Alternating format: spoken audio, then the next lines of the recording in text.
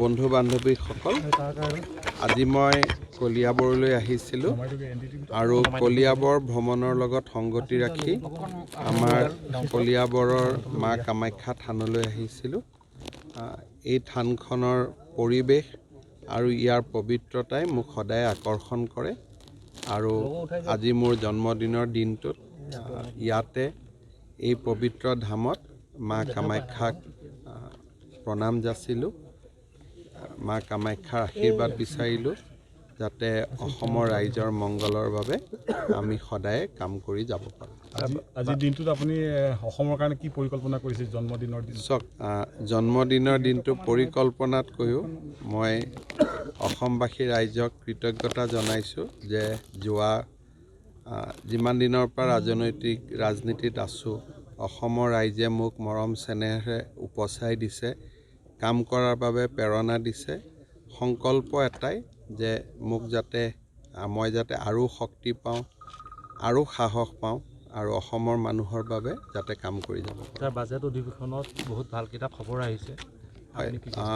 বিশেষকৈ মই বাজেটৰ ওপৰত অহাকালি সাংবাদিক মেল কৰিম। বিশেষকৈ পাৰ্চনেল ইনকাম টেক্সৰ যিটো বাৰটো ৰেইজ কৰিলে 5 লাখৰ পৰা 7 লাখ টকালৈ, ই আমাৰ নিম্ন মধ্যবিত্ত সমাজখনক বহুত সহায় কৰিব।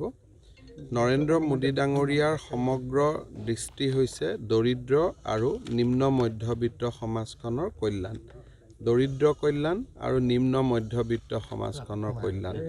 আজিৰ বাজেটত সি স্পষ্ট ৰূপত প্ৰকাশ পাইছে আৰু মূলধনী ব্যয়ৰ ওপৰত বাজেটত যি এক দৃষ্টিভংগী লোৱা হৈছে, সি আমাৰ ৰাজ্যখনকো বহু পৰিমাণে সহায় কৰিব।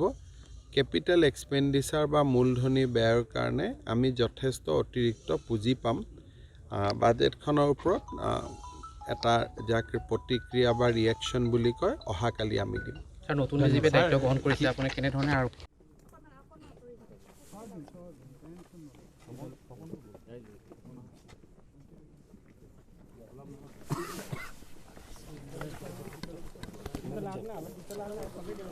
পিছলৈ যাওক না দহটাৰ পৰা কি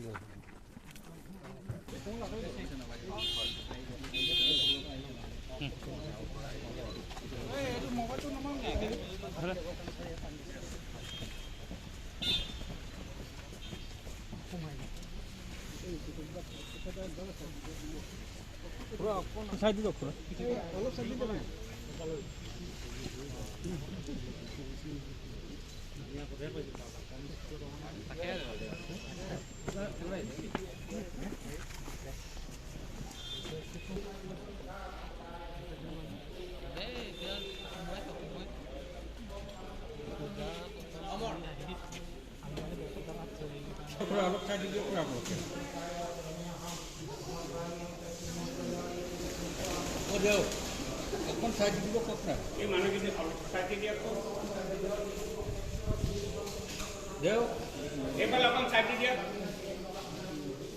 আমাকো ল'বলৈ দিয়ক।